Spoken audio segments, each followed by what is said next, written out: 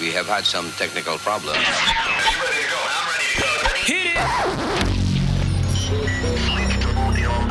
31 seconds, and we're going for auto sequence start.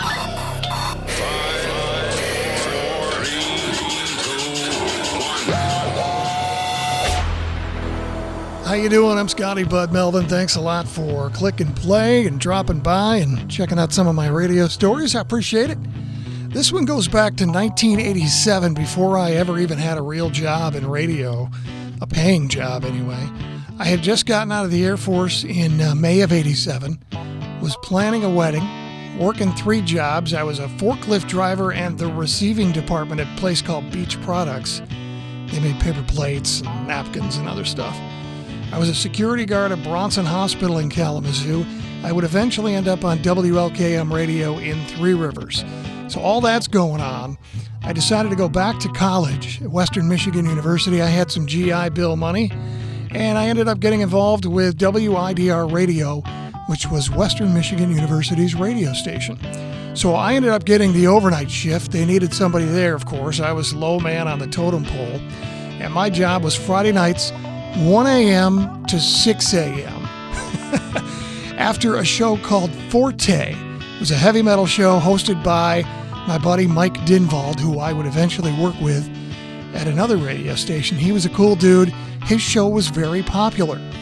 Well, one night I'm sitting there. I don't know what time it was. It had to be after 1. And the phone rings. Now, usually when the phone rang at 1 o'clock in the morning, it was usually some stoned or drunk student who wanted to hear something weird that I wasn't about to play. But it was a couple of guys from the metal band Halloween.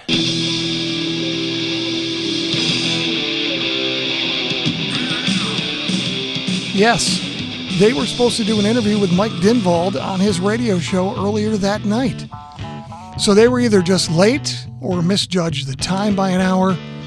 Turns out, I look back, they ended up playing at the State Theater October 14th, 1987 with Grim Reaper and Armored Saint. Now that was a Wednesday night, so if I know my radio business, they had called a few days before that, in October, to promote the show.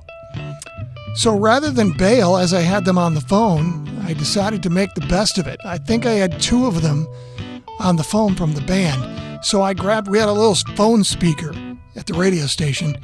I grabbed the phone speaker, grabbed as much cord as I could, put it right up next to the microphone so that you could hear what was coming out of the speaker, and did the interview myself.